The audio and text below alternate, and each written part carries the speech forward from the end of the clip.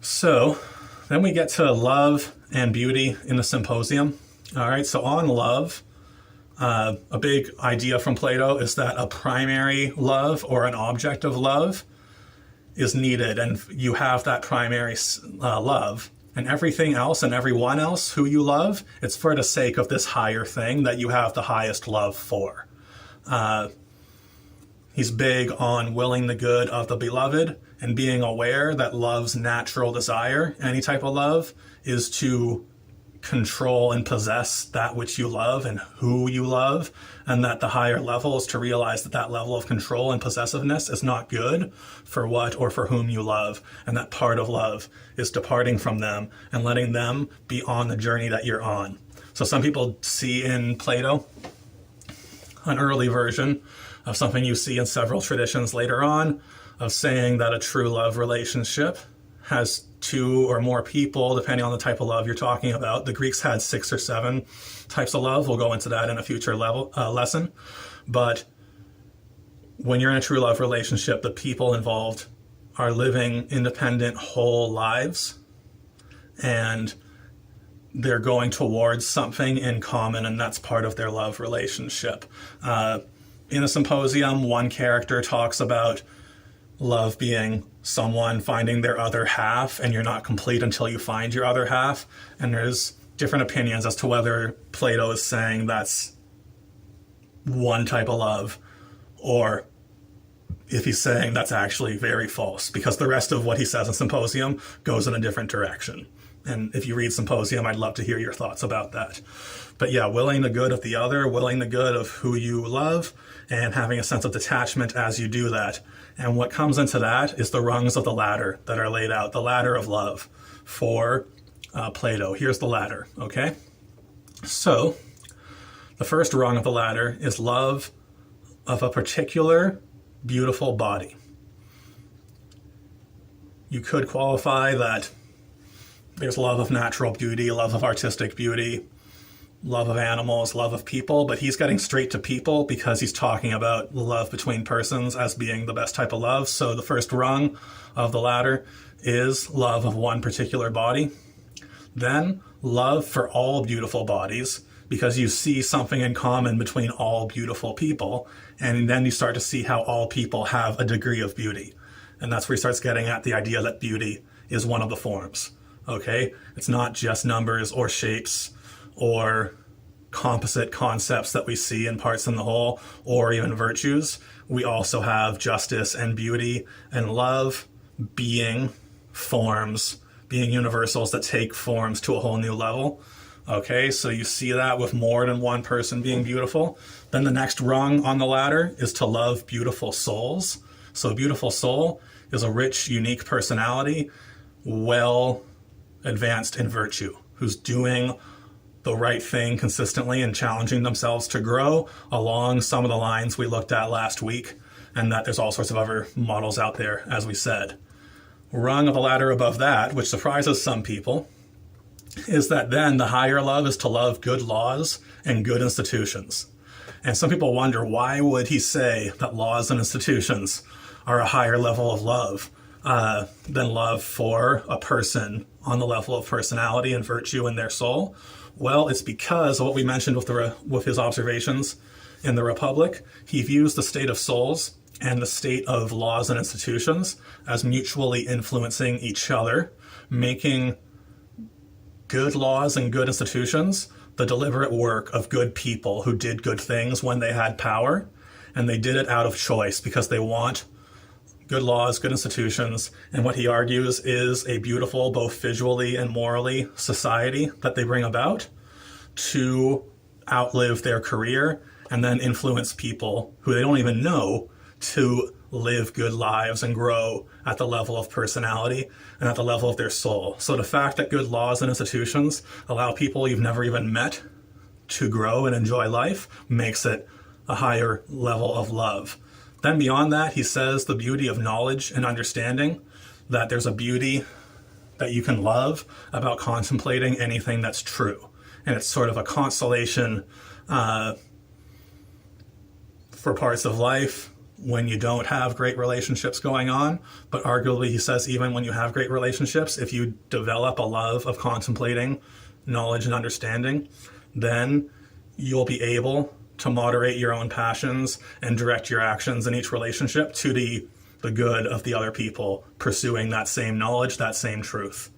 Okay, lastly, there is beauty itself with a capital B. The form capital F of beauty, or the beautiful capital B, is part of this highest level of being that he's laying out, which seems to go into the form of truth and the form of goodness, which he calls justice. And that contemplating this perfect beauty forever is like the highest state of being. And that's where some people read him as saying we never fully get this in our life, but having a sense of it allows us to live a happier life anyway. Other people read Plato as saying that he does think there's an afterlife in which the fullness of everything can be experienced forever. Okay? Either way, beauty is that which pleases a person, and that which pleases a person, he says, needs to be put into the rungs of a ladder so that you don't objectify people. And love is, among many things, a desire for the good of the other. And we need a primary love that is worthy of complete, perfect, infinite love. And if it truly is complete, perfect, and infinite, it will be more than any one relationship in our world can contain.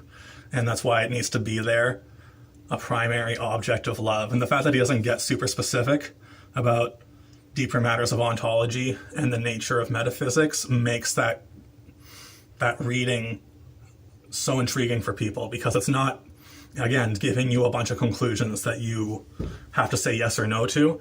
It's having an ideal that you can contemplate for your whole life. Have you truly found the primary love to which all other loves become ordered?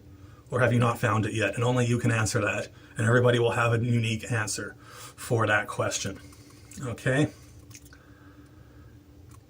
We'll finish with just some of the open questions that are in Plato, with the forms, with his take on love and beauty, with his take on justice.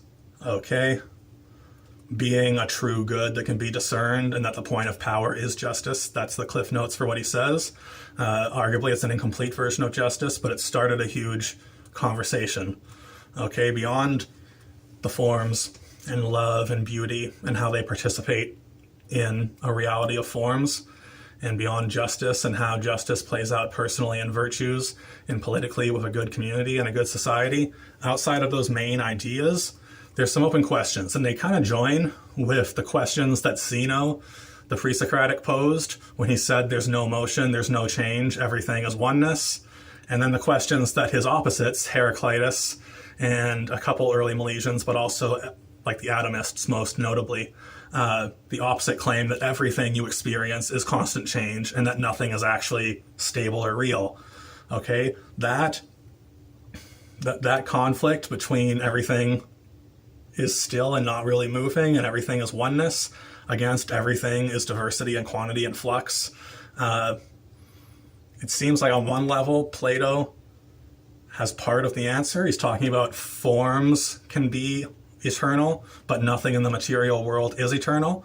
But then the question from the pre-Socratics and from him, which leads into the work of Aristotle, is how do the forms connect to the material world? If they're two separate things, there's two different planes of life. And we see one plane that's constantly disintegrating, and apparently the other plane is constantly the same, never changing. How do they connect? Because our perception can perceive both. And how do they connect if we can actually perceive things that are apparently opposites and held in paradox? Okay, that's one thing. There's questions about why does decay and death happen in the world if we have these perfect forms in a higher level.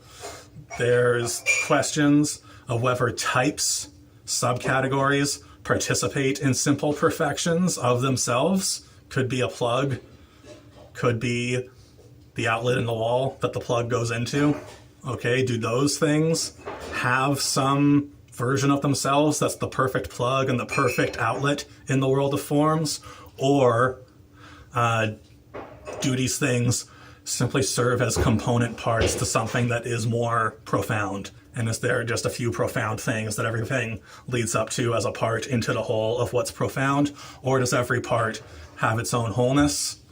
Okay, Plato seems to think in day-to-day life that when you see parts in a whole, every individual part is its own unique whole, and that's how you're perceiving it to begin with, which is true, but people still ask questions like, does every single thing really have its own form? And it comes up with math like, is 5 out of 10 always a type of half or 50%? Or is 5 its own unique whole, and there's a form of 5 somewhere in the world of forms, in the higher world that our consciousness can access?